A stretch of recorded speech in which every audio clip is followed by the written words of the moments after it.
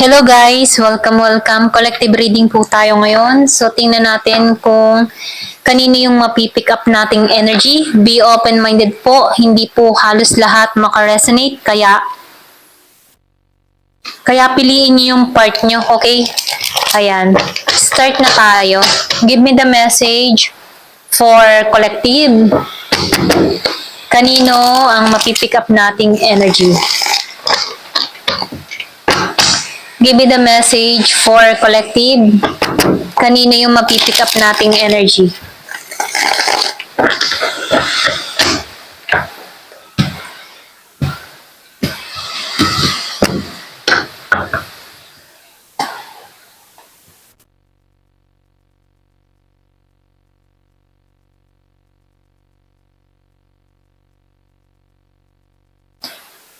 Nafe-feel ko dito, no? Meron ditong tao na humihiling, okay? Pwede rin sabihin na marami tong pagsubok na kinaharap tong tao nito, marami tong naranasan na sabihin nating experience na masakit, okay? Nakaranas to ng betrayal, pero nakikitaan ko dito, meron ditong tao na umaasa ng pagbabago para sa kanya, okay? Meron akong nakikita ditong Gemini, Aquarius, and Libra. Merong Aries, Leo, Sagittarius, Taurus, Virgo, Capricorn, and yan, okay? Virgo.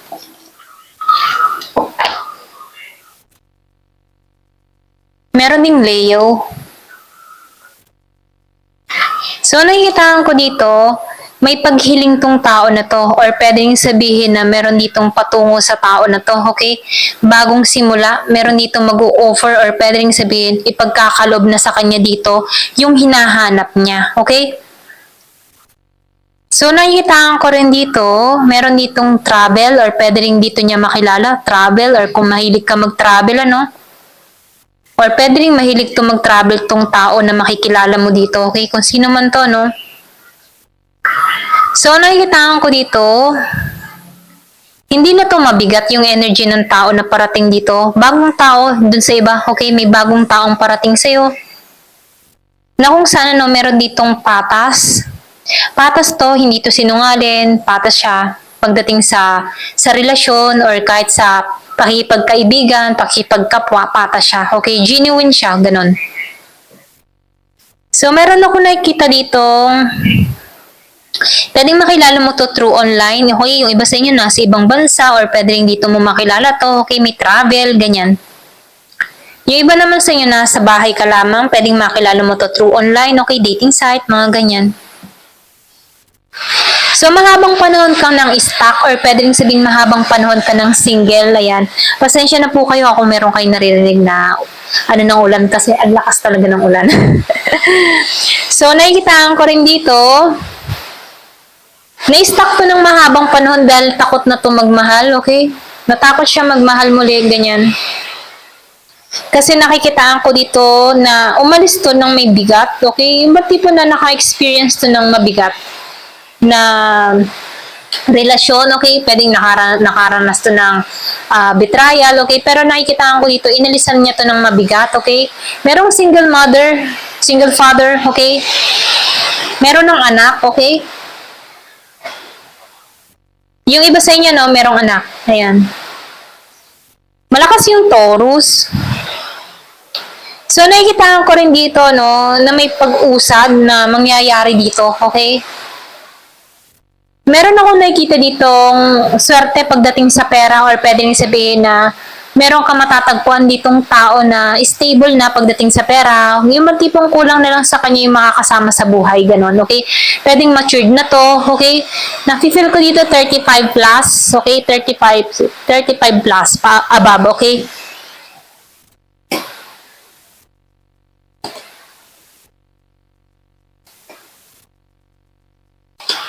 So, nakikitaan ko rin dito, no, yung iba sa inyo, yung iba, nakikitaan ko dito nahihirapan sa sitwasyon, lalo na sa finance, yung iba, no. Meron ako nakikita ditong Capricorn and Virgo, okay? So, nakikitaan ko rin dito, no, pwedeng wala kang idea sa parating sa'yo, hindi mo to inaasahan. Yung iba sa inyo, no, wala kang idea or sarado ang kaisipan mo dito. Wala kang idea na may papasok sa buhay mo or meron dito magpapakilala sa'yo. Wala kang idea. Kasi nakikitaan ko dito yung iba sa inyo, nag-give up na about love or pwede rin sabihin nag-give up ka na pagdating sa ganung usapan, ano. Kumbaga, nagiging kang happily single kung anong meron ka, ganyan. Kasi nakikitaan ko dito hindi ka naging matagumpay about love or pwede rin sabihin sa relasyon mo in the past, hindi ka naging matagumpay kaya nakikitaan ko dito na binitawan mo na tong salitang ganyan, love, okay? Parang hindi ka na naniniwala dito or pwede rin sabihin hindi ka na umaasa na isang araw magkakaroon ka pa rin ng bagong magmamahal, okay? Okay, so sinasabi nga dito, hindi ka na nga talaga naniniwala na magkakaroon ka na ng bagong pagmamahal. Kumbaga, mindset mo na yun, ano? Kasi nakikitaan ko dito dahil paulit-ulit or pwede rin sabihin marami ka ng experience na nabigo about sa pag-ibig, kaya hindi ka na nag-i-expect ng ganito, okay? The more na hindi mo to ini-expect, the more na dumarating ito. Ito lang nakikita ko, no? So, nakikitaan ko rin dito, travel talaga, no? Or kung ikaw man yung tipo ng tao na mahilig ka pumunta-punta sa iba't ibang lugar, okay? Or pwede rin mahilig ka magbakasyon, ganyan, ano? Meron kang makikilala dito or pwede rin sabihin dito makilala tong tao na to, okay? Sa pupuntahan mong lugar, okay? Yung iba sa inyo, no? Meron ditong Aries, Leo, Sagittarius. Kasi nakikitaan ko dito, no? Kinat mo na to eh. Yung bang kinat mo na yung pag-ibig, okay, hindi ka na nag-o-open sa ganyan. Yung iba, no, hindi halos lahat, ano. Pero nakikitaan ko dito, yung iba naman sa inyo, medyo naniniwala ka pa na meron pa rin darating sa'yo, okay? Umaasa ka sa konting I mean ano, yung sa konting side ng kaisipan mo, okay? Umaasa ka na meron pa. Pero yung iba sa inyo, wala na talaga. Hindi mo to, ayaw mo na tong isipin pa, okay? Nagfo-focus ka na lamang kung ano yung meron ka or kung ano yung trabaho mo, okay? Kung asan ka man ngayon, dun ka nakapokus, okay?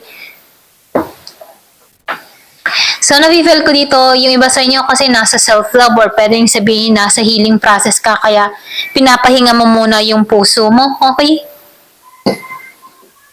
Pero ganun pa man, ano, meron ditong mensahe na parating. Dun sa iba, no, meron dito magme-message sa'yo.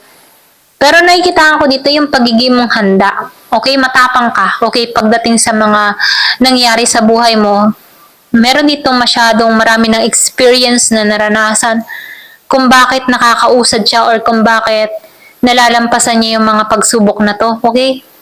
Bagamat hindi siya naging mapalad sa pagmamahal or sa past person niya or lovers, ganyan, ex-lover, ganyan, ano.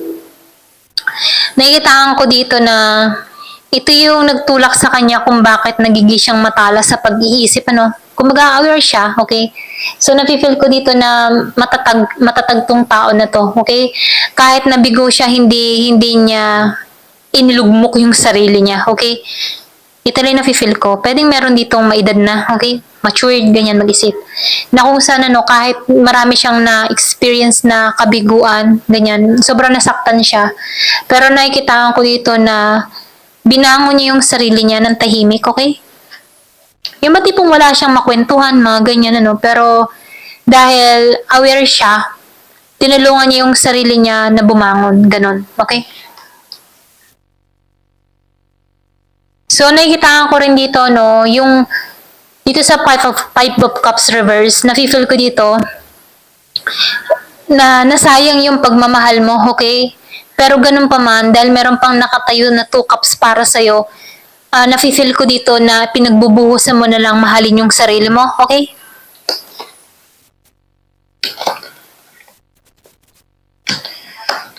So, nakikita ko rin dito, justice. May justice dito, no? Kumbaga, nafe-feel ko dito, meron ka ditong tao or kung sino man yung nanakit sa'yo, no? Merong ditong justice or pwede rin sabihin na kung ano yung naramdaman mo before, ano, sa pananahimik mo, ito din yung nararamdaman ng tao mo or past lover mo, okay? Pwedeng binitray ka o yung iba sa inyo, no, kung binitray ka ng tao na ito, nakikitaan ko dito, nare-receive mo na yung justice para rito, okay? Meron ako nakikita dito na Scorpio, Cancer, and Pisces. So, nakikitaan ko rin dito, no, Yung justice dito ay yung para mabuo mo muli yung sarili mo. Ito yung reward mo, no? Na ibabangon mo muli yung sarili mo, okay? So, nakikitaan ko dito, meron ka ditong tao na hindi nagiging mapalad sa sitwasyon. Kumbaga, itong tao mo dito, nafe-feel ko dito na bumagsak, okay? Bumagsak siya. Kumbaga, bumagsak ang karera or pwede rin sabihin na wala ng trabaho, ganyan, okay? Meron tong nararanasan na kabiguan na sobrang down sa sitwasyon, okay? So, nakikitaan ko dito na hindi to nagiging matagumpay ngayon, okay? Pero nakikitaan ko dito na binubuo mo yung sarili mo at yung justice, okay, na napabor sa'yo, yung swerte dito, okay? So, meron ditong Pisces. So, nakikitaan ko rin dito, no? Meron ditong gustong... Oh, may devil, okay? So, nakikitaan ko dito, meron ditong gusto kang puntahan, gusto kang makita, okay? Pero, hindi pure ang tao na to, okay? Ito lang nakikita ko, no? Gusto nitong matagpuan ka, gusto kanya makita personal, pero mag-ingat ka, okay? Ito lang yung mensahe, no? Ingat ka dito kasi itong tao nito, pwedeng gumanti siya sa'yo or pwedeng sabihin na kaya gusto ka nitong lapitan muli para may makuha siya sa'yo, okay? So, nakikitaan ko dito, devil energy, hindi maganda yung intensyon ng tao na to, okay? Kumbaga, pwedeng magpanggap to na andun pa rin yung pagmamahal niya sa'yo, pero meron lang siyang gustong makuha dito sa four of wands, okay? Kumbaga, gusto niya na magkita muli kayo, mag-unite kayo, or mag-union, ganyan, magkita muli, ganun. Pero nakikitaan ko dito na hindi pure yung hangarin nito, okay? Hindi siya totoo yung nararamdaman niya. Pwedeng meron ka dito na tao na madrama, okay? Queen drama, ganyan. Or king drama, mahilig magdrama, okay? So, nakikitaan ko rin dito, pwedeng bumaba yung grounded mo dito, okay? Dahil magaling to mag-manipula or pwedeng magaling tong gumawa ng kwento, okay? Pwedeng mabilog ka nito. Kaya, sinasabihan ka dito, ingat ka sa tao na to, okay? May Capricorn. Ayan. So, magaling to magdrama, okay? Pwedeng dramahan ka nito, okay? Para makuha niya muli yung loob mo. Pero ganun pa man, sinasabihan ka dito, ingat ka dito, no? Kasi ang energy nito hindi totoo, okay? Huwad ito, okay? Ayan. So, tingnan natin dito, no? Give me the message. Meron ditong Aries, Leo, Sagittarius, okay? Capricorn, Scorpio, Cancer, Pisces. Halos lahat dito na, kaya lang piliin nyo yung feeling mo ay sa'yo, okay? Na sa part na binasahan natin. Kasi hindi halos lahat makaka-resonate na talagang saktong iyo ang istorya na to, okay? Give me the message. Ano pa yung mensahe? So, meron dito ang Phoenix, ano? So, nakikita ko dito, bumangon ka. Yung iba sa inyo, bumangon ka. Kaya protektahan mo yung sarili mo. Nabangon mo yung sarili mo, okay? Pwede rin gusto ng tao nito, makuha ka dito muli, pero iba ka na, okay? Ibang tao ka na. Hindi ka na kayang pabilugin, okay? Kasi alam mo, itong tao mo ay sinungalin or pwede nyo sabihin drama queen, drama king, okay? Mahilig magdrama, okay? Pabiktim, mga ganun, ano? So, nafe-feel ko dito na andito ka na sa panibagong yugto or pwede rin sabihin yung renew. Ni-renew mo yung sarili mo, hindi ka na ganun. Hindi ka na kayang mapaikot, okay? So, di ba sinabi ko nga kanina, mag-isip-isip ka dito, no? Pero ganun pa man ang sagot mo dito, not today. So, nafe-feel ko dito, alam mo yung boundaries mo, okay? Pero ganun pa man, yung iba sa inyo, pwede kang pwede kang bumaba yung boundaries mo dito kasi magaling to magdrama, okay? Pwedeng ikaw ay mababa ang loob or pwedeng sabihin na mahabagin ka, pwede kang matukso o matangay dito, okay? So, nakikitaan ko rin dito, ito yung pinakamainam, ano, iwasan mo kausapin tong tao na to hanggat maaari, okay? Or iwasan mo makipagkita dito kasi tukso to sa'yo, okay?